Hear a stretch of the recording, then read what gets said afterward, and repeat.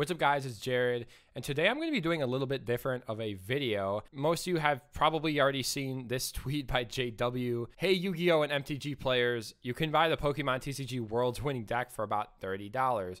Join us. And this tweet kind of exploded and got a lot of attention from the Yu-Gi-Oh! And MTG communities. Now, I don't know a ton about Yu-Gi-Oh!, but I do play Magic the Gathering and have been playing for years now. So as somebody who's played Pokemon for way longer, I'm going to try to bridge the gap between Magic the Gathering and Pokemon, explain the differences and why I really like playing both. And I think that there's something to enjoy about both games. So let's start off with Pokemon because I want to gear this video more towards the Magic the Gathering player. So the Pokemon trading card game, you have 60 cards in your deck. You can only have 4 of any given card and unlimited basic energies. Just like in Magic, you have lands. And the deck construction is just that. There are no sideboards though. So you only have a 60 card main board, which means that all of your tech cards that you need for certain matchups need to be in your 60 cards. You can't just say, all right, I'll just take the L game 1 and then game 2, I can board in whatever I need for this matchup and hopefully I get it. Another main difference about these card games is in Pokemon, you have a ton of card draw. And so this is the one thing that I saw people comparing Pokemon to Yu-Gi-Oh! Because in Yu-Gi-Oh! There's like an insane amount of card draw. And I think that this similarity is very true. I think that in both games, you do a lot of actions. So in Pokemon, you draw a lot of cards, you play a lot of cards, because each card is essentially manaless to play. There is like a rule on a specific kind of card called supporter. You can only attach 1 energy per turn, but the rest of the game, you can play as many as you want. So the most common card in your deck is called an item card, and you can play as many item cards as you would like during a turn.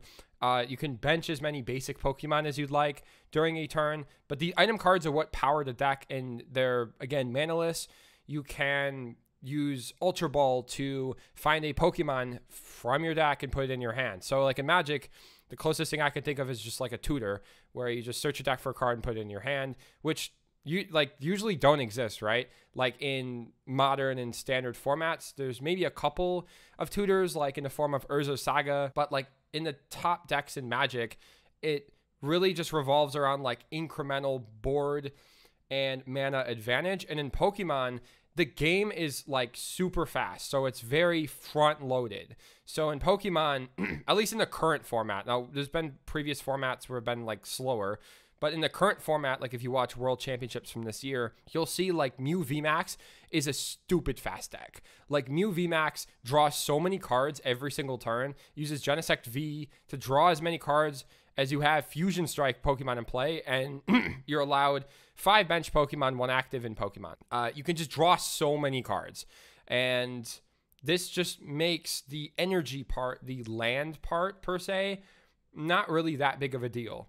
You also run a lot of cards to cheat energy out. Energy is what you need to attack, by the way. Just like lands are what you need to cast everything in Magic. Energy is what you need to attack because you don't need any...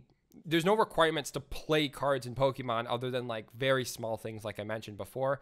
But the Magic obviously is a requirement to everything. So in Pokemon, for the energies, you can pretty much cheat that. The best decks know how to cheat energies.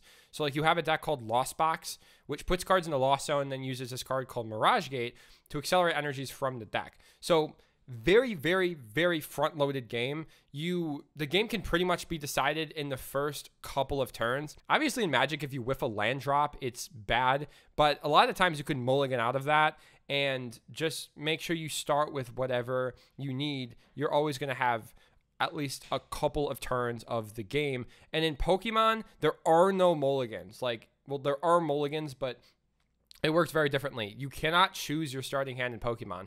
So the 7 cards that you're dealt, if you have a basic Pokemon in your hand, you have to start with it. Like you absolutely have to. Like imagine playing Magic like that. It just doesn't work. And it works in Pokemon because there's so many free cards that can get you out of it. There's cards that let you say discard your hand and draw 7. I mean, you could play 4 of those, right? And it's manaless. There's no mana for that. It's not like Wheel of Fortune where you need to pay 3 mana for, and then you pay the 3 mana and then you're like, well, I can't cast a creature, I'm gonna get attacked. So that's pretty much Pokemon from a Magic side. It's like a lot faster, very, I guess, combo oriented. Like the entire time you want to get some combo to work, right? Because it's manaless, etc. What you have to understand is that despite the entire game being, quote, combo driven, it's not like you get a combo and you win. So Pokemon revolves around prize cards to be taken. So you take a prize card by knocking out your opponent's Pokemon with an attack, right? The most popular decks in the format require these combos, right? So think like in Hammer Time with Sigarda's Aid, Ornithopter, Hammer, right? Like that's your combo. But like in Modern, that oftentimes just wins you the game. If you pull it off, if you swing with like a flying 11-11, then they can't destroy your creature, right? Then you just win the game. If you equip a shadow sphere onto like a construct against like a Murktide player, they can't really do anything, right? Because you just win in a couple of turns. You set checkmate on the board. But in Pokemon, again, it requires a combo for the deck to work, and then after the deck begins to work, it turns into, okay, we both have our combos. Now, how do I take my prizes the fastest? Or how do I take them most efficiently? And there are support Pokemon like Baxcalibur. You can put as many water energies as you'd like on your Pokemon during your turn. Just these really good support Pokemon. So sometimes you want to kill the Baxcalibur even though you're only taking one prize card versus a lot of Pokemon you can kill and take two. So not all about taking prize cards the fastest, because then there are other cards that are based off of prize cards. So like Iono, if you take your prize cards too fast, right, then you get punished for it essentially. So it turns into this game of prizes, resource management, and really just challenging you to play the best game possible. Now, to address the elephant in the room, because there are no optional mulligans, and in the current standard format where Battle VIP Pass is played in every single deck, and like I said, it's very turn 2 format, you just need to get the early game setup. And if you don't, then you pretty much just lose. Like that's usually never the case in Magic. Maybe you have a mull down to 4 and that's unlucky and it happens once every now and then, right? But like Magic, you usually play a decent game every single game unless you have bad top decks. In Pokemon, that's just not the case.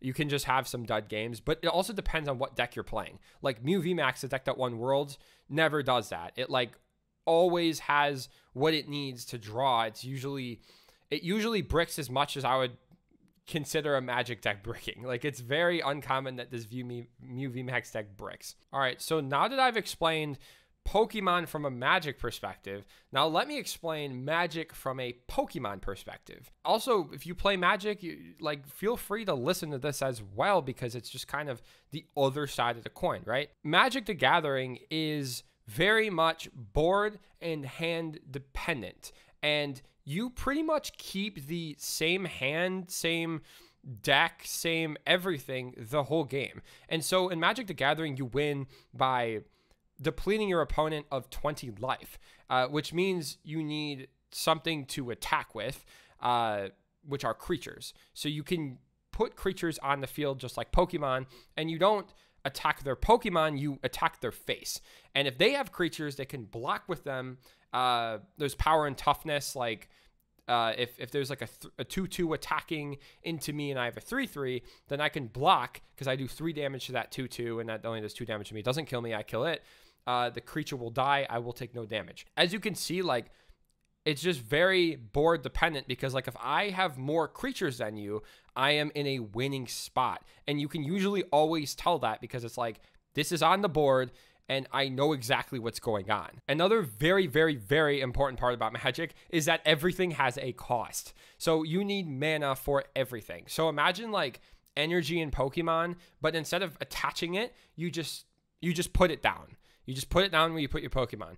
you put down the energy. You can only put one per turn. Every single card in the deck has a mana requirement. So one might require a red mana and a blue mana, like Expressive Iteration, which is like a really good card in the Modern format. You need a mountain and an island, and once you have these two cards, you can tap both of them, and tapping generates the mana. So tapping a red generates a red, tapping the blue generates a blue. And every turn you can only play down one land. So that means that the cards that cost 3, 4, 5, 6, 7, 8, you need to wait until you can cast those cards. So the deck construction in Magic focuses on building around a mana curve, so that the cards that you play early game, you have when you need, and then as the game progresses later, you have a couple of those trump cards. Another key distinction about Magic, like I mentioned, it's very board driven. You don't change your hand, like I said. There's no professor's research to dump and draw 7. There's no, I'm going to search my deck for a magic creature. There's nothing like that. What you have to rely on is incremental advantage. And like I said earlier, you can choose what starting hand you have. If you don't like your 7, instead of giving your opponent more cards, you can choose to put it back, take another 7. If you like that one, you can keep it, but you have to put 1 back. And if you mulligan more times, you got to put 2 back, 3 back, 4 back, etc. So this means that you can pretty much choose your starting hand. Granted, you go down further cards at the beginning of the game. Now, obviously, you don't want to do this very much, but mulliganing once or twice is usually the norm. I think that the one single thing that Magic players, including myself, kind of have a problem with about Pokemon is that there's no interaction. Like in Pokemon, you play cards and you watch your opponent play cards, but there's no like, I am going to remove your Pokemon from play, or most importantly, I am going to play a counter spell and prevent you from playing that card. So in Pokemon, that's not even an option. There's no counter spell and there's like no removal, because if you have a Pokemon on the board, it's there. If you play a card from your hand, you can play the card from your hand. The closest thing in Pokemon is like lock strategy. So you can play a card that says you can't play any item cards, which is really good because item cards are really good. I would only compare that to like Teferi in Magic, where you can't play instants essentially. But like obviously this isn't the same as interaction. That's just all Pokemon has is like Teferi's. Number one thing that Magic players are like, all right, Pokemon, like we see that you don't have interactions, so that must mean your game is trash and solitaire. So I would argue to, and I actually saw a tweet about this, I'd argue to think about chess, all right? So when you think about chess, obviously it's much less actions per turn because there's only 1 action per turn, whereas Magic, maybe you can have 3 or 4 actions per turn. Pokemon is exponentially higher. But let's take chess, 1 action per turn, game with no interaction. People play chess. Like, there's a lot of strategy in chess. There's no interaction. There's no counter magic. No counter magic in chess. There's no blue in chess. There's no interaction in chess. You observe the board and you play around it. You don't need interaction to have a good competitive strategy game. All you need is some resemblance of strategy and how to win the game. So in Pokemon's case, that is the damage. So you have these damage on Pokemon that you do from attacks. You can damage your opponent's Pokemon in any way you would like. And there are cards such as Boss's Orders to make sure you're damaging the correct things and taking the right amount of prize cards. So you can, honestly, you can think of it like chess. Like, it's not super common that you'll get a checkmate, but it's like, you know how in chess you just win by getting piece advantage? Like, if you just typical example, like you fork a queen by like putting it in check, right? So like if you move your knight and put king in check with their queen and they're not able to, like they can't move out of check and capture your knight, then you can just take their queen, right? So it's not even like a checkmate, that's like a fork. And in Pokemon, you can do very, very similar stuff. You can fork them. You can just make sure that you get certain things that you want. You can manipulate your hand. You can manipulate the board such that hand disruption cards such as Iono can't pull you out of the game.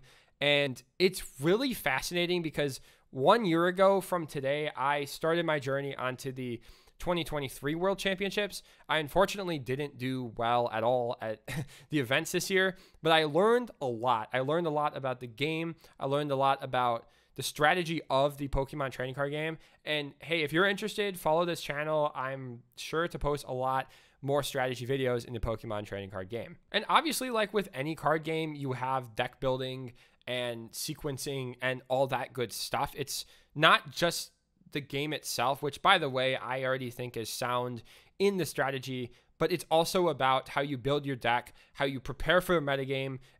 All that is shared between all card games. So it's like, in my mind, why are people saying, I don't want to play this card game, I want to play this card game, when it's all just one and the same, right? We're all building our 60 card deck, or in Yu-Gi-Oh! 40, whatever.